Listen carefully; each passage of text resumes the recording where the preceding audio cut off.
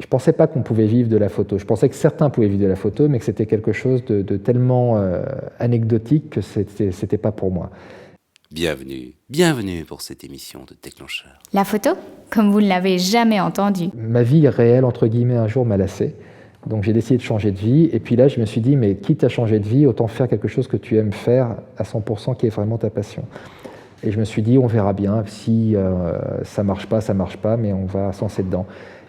Et puis, je me suis aperçu d'un truc, c'est que pour vendre un produit immobilier ou autre, le visuel était super important. L'annonce, c'est important, mais le visuel, c'est ce qu'on voit en premier. Voulez-vous maîtriser votre boîtier, être fier de vos photos, trouver de nouvelles idées, gagner du temps? Si vous répondez oui à au moins une de ces questions, alors téléchargez Déclencheur Gold. Vous allez réussir facilement et développer vos talents de photographe sur www.déclencheur.com, l'iTunes Store ou Amazon MP3.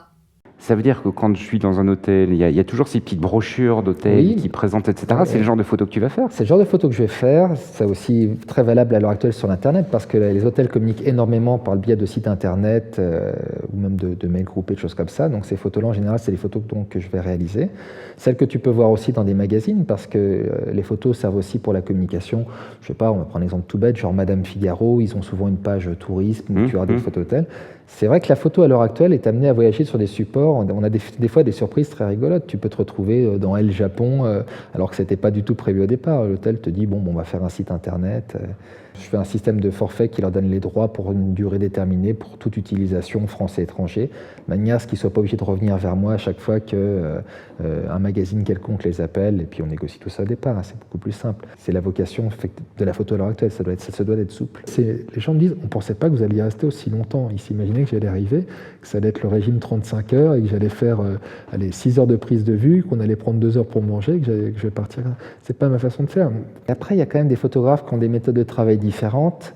Il y en a qui vont travailler vraiment en lumière naturelle. Moi, je l'ai beaucoup fait au départ. J'ai énormément travaillé en lumière naturelle. Il y en a qui sont vraiment des purs et durs du flash et qui vont tellement flasher qu'en fait, ils vont avoir quelque chose de plus aseptisé. Il y en a qui mixent les deux. C'est un petit peu mon orientation à l'heure actuelle. J'essaie vraiment de trouver l'équilibre entre la lumière naturelle et la lumière des flashs.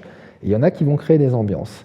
Alors après, ça marche très bien, c'est très joli. Moi, je suis un petit peu réticent par rapport à ça parce que après, je me dis, le client qui va arriver dans la chambre d'hôtel, il va être un peu déçu parce qu'on lui vend un petit peu un rêve. J'essaie d'avoir quand même une notion réaliste, une vision réaliste plutôt de la chambre d'hôtel, de montrer à quoi elle ressemble. Je vais la montrer sous son plus beau jour, mais je ne veux pas non plus, transformer et qu'on se retrouve avec des petits rayons de lumière qui arrivent par-ci, par-là, où c'est un petit peu un conte de fées.